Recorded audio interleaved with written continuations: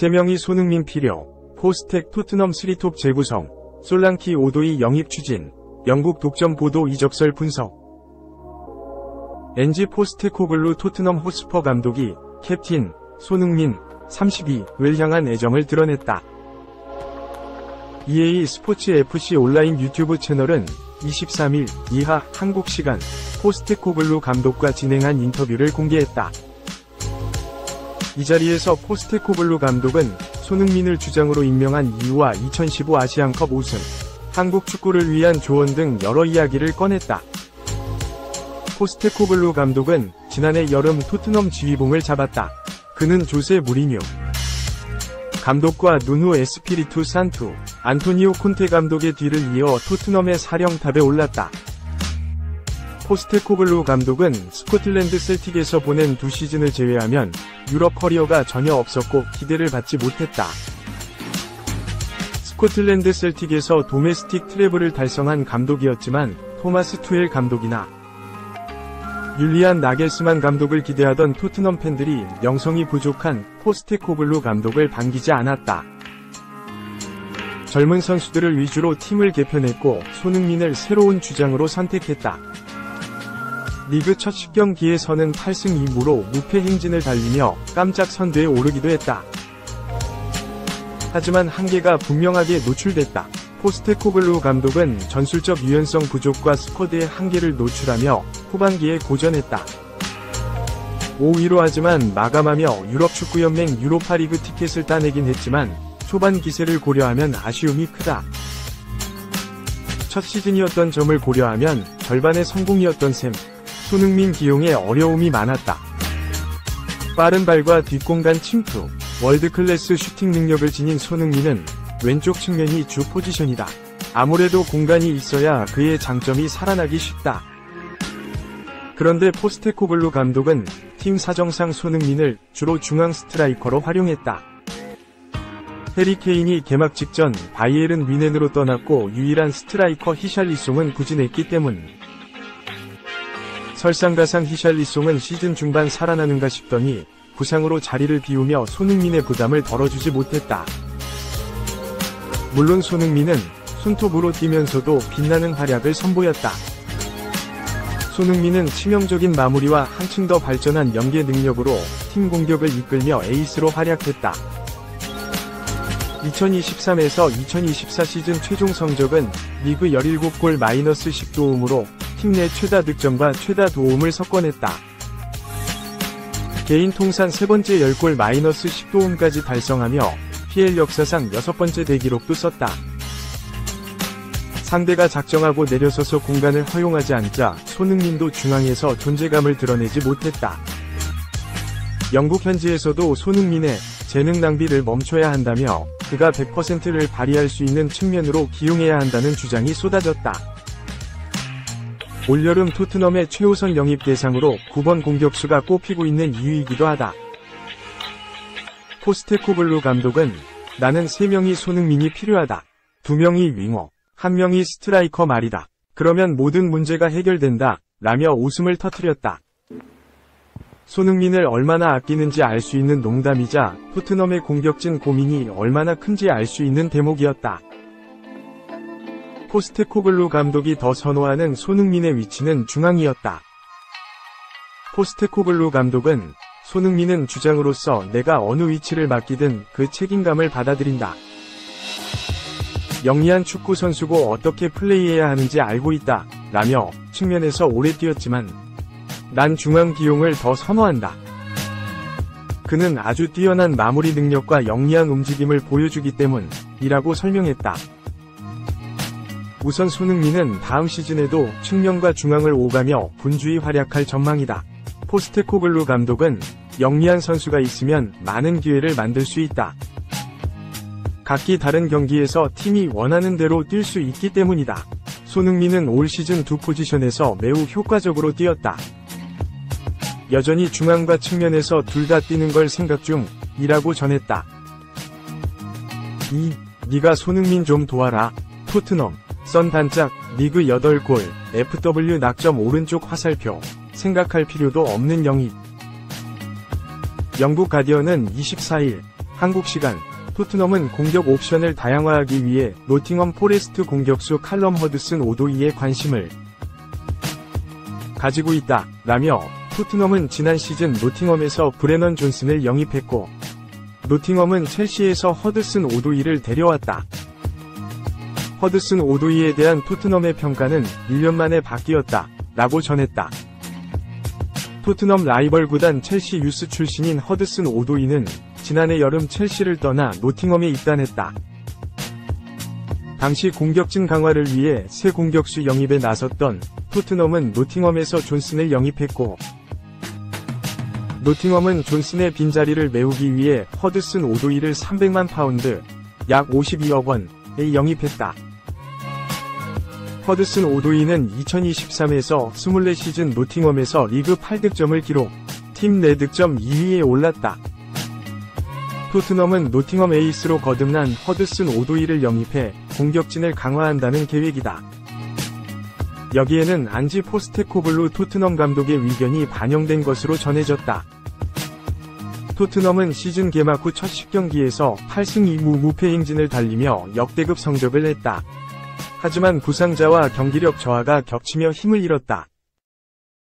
연패에 빠졌던 기간이 길었을 정도로 해답을 찾는 데 시간이 걸렸고, 결국 토트넘은 다음 시즌 유럽축구연맹, 우에파, 챔피언스리그가 아닌 유로파리그 진출에 만족해야 했다.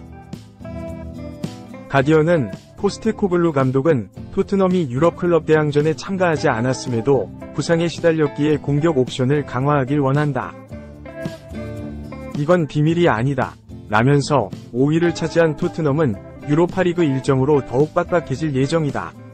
마노르 솔로몬이 부상당한 후 손흥민, 존슨, 데얀 쿨루세브스키, 티모 베르너에게 측면을 맡겨야 했다, 라며 토트넘의 공격 자원이 충분치 않았다고 설명했다. 노팅엄에게도 허드슨 오도이를 이용해 수익을 얻을 기회다. 가디언은 만약 노팅엄이 토트넘의 허드슨 오도이를 매각한다면 막대한 이익을 얻을 것으로 예상했다. 영국 데일리메일 또한 이번 여름 토트넘은 자페 탕강가, 세르히오 레길론, 히샬리송, 이브 비수마 등 많은 선수들을 내보낼 수 있다. 이에 따라 영입할 선수도 많아질 것으로 보인다. 허드슨 오도이는 그 첫 번째 주자가 될 수 있다, 라며 지난 여름 허드슨 오도이와 계약할 기회를 거부했던 토트넘은 다시 리스트에 그 이름을 올렸다, 라고 전했다. 이어 마노르 솔로몬도 토트넘을 떠날 것으로 보인다. 다만 티모 베르너의 임대가 완전 영입으로 이어질지는 불분명하다. 때문에 토트넘이 이적 시장에 뛰어들 것은 거의 확실하다, 라고 토트넘이 올 여름 이적 시장에서 공격수 영입에 나설 것이라고 덧붙였다. 영국 컷오프사이드는 허드슨 오도이 영입은 토트넘에게 생각할 필요도 없는 일이라고 강조하면서 프리미어리그 경험이 있고 시즌 후반 마무리 능력과 기회 창출 능력 등을 보여주며 공격 포인트 생산량을 늘렸다. 허드슨 오도이 영입은 토트넘이 적당한 이적료로 좋은 선수를 영입할 수 있는 이상적인 기회를 제공하는 것과 같다, 라고 좋은 영입이 될 것으로 기대했다. 측면에서 활약하는 허드슨 오도이가 손흥민을 보좌해 공격진에 새로운 옵션을 가져다 줄지 관심이 집중된다. 3. 히샬리송 대체자가 브라질 후배, 토트넘, 바르사, 원의 PFW 노린다. 브라질 매체 UOL 에스포르테가 지난 23일, 한국 시간, 바르셀로나가 호키를 바로 판매하기로 결정했고 관심이 있는 토트넘의 이적료를 알려줬다고 전했다. 매체는 바르셀로나가 호키를 임대 보내는 걸 허락하는 대신 아예 판매하기로 결정했다. 바르셀로나는 돈을 모으려고 하고 토트넘에게 이번 여름에 호르키의 이적료로 4,500만 유로, 약 665억 원을 원한다고 알렸다, 라고 보도했다. 이적시장 전문기자 파브리치오 로마노도 지난 6일 자신의 사회관계망 서비스 SNS, X, 구 트위터를 통해 호키의 에이전트가 현재 호키가 바르셀로나에서 기회를 얻지 못하는 것에 불만이 있다고 밝혔다. 2005년생 172cm의 어린 공격수인 호키는 이번 1월 이적 시장을 통해 바르셀로나로 이적했다. 중앙 공격수와 측면을 모두 소화할 수 있으며 결정력과 헤더 능력도 골고루 갖췄다. 드리블 능력이 뛰어나며 빠른 발로 역습에도 능한 모습을 보인다. 호키는 브라질 연령별 대표를 거치면서 지난 3월엔 라몬 메네세스 브라질 대표팀 감독 체제에서 치른 모로코와의 친선 경기에 교체 출전해 A매치 데뷔전도 치렀다. 중앙 공격수로 많은 기대를 받고 영입했지만 그는 이번 시즌 라리가에서 13경기에 나와 2골을 기록했다. 출전 시간이 304분으로 짧았고 기대만큼 중용받지 못했다. 선발 출장은 리그에서 단 2경기밖에 없었다. 이에 호키의 에이전트인 쿠리는 호키가 몇 경기 동안 풀타임을 소화한다면 좋을 것이다. 사비 감독은 구단의 중요한 자산에 자신감을 보여야 한다. 호키는 자신의 능력을 보여주고 싶어 한다. 비니시우스를 봐라. 그는 능력을 보여주는데 2년 반이 걸렸다. 그를 뛰게 해야 한다. 라고 주장했다. 이어 브라질 국가대표를 영입해 첫날부터 선발 출장시키고 그 이후엔 기회가 없었다. 2골을 넣은 뒤에 사라졌다. 사비는 심지어 호키와 대화도 하지 않는다. 라며 여름의 임대? 아니다. 어린 선수에게 위험하다. 이런 경우 완전 이적을 해야 한다. 라고 밝혔다.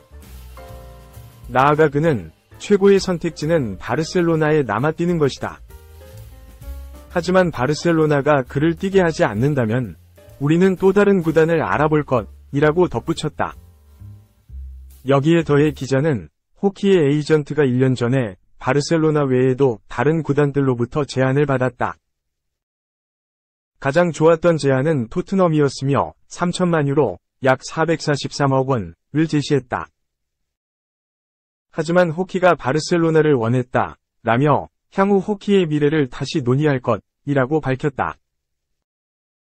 중앙 공격수인 호키가 다시 시장에 나올 경우 가장 가까운 구단은 바로 토트넘이다. 토트넘은 지난해 여름과 1월에 2차례나 그에게 관심을 보였고 1월엔 구체적인 이적료 제안도 등장했었다. 토트넘은 현재 최전방 공격수 옵션이 부족한 것이 사실이다. 히샬리송, 그리고 윙어지만 손흥민도 이 자리에 설 수 있다. 그리고 임대에서 돌아오는 알레오 벨리스도 있다. 하지만 벨리스는 아직 빅리그 경험을 더 쌓아야 한다. 사실상 히샬리송, 손흥민 두 선수밖에 없다. 여기에 히샬리송은 최근 사우디 프로리그 알힐랄에 관심을 받고 있다. 영국 매체 데일리 메일이 지난 1월 네이마르가 무릎 부상을 당한 뒤 문의를 시작했다. 이번 여름에 제대로 움직일 것이라고 보도하면서 이적설이 불거졌다. 다음 시즌 유럽축구연맹, 우에파, 유로파리그에 출전하는 토트넘은 선수단 수를 늘려야 한다. 호키의 합류는 토트넘 공격진 숫자는 물론 퀄리티 보강에도 도움이 될 것으로 보인다.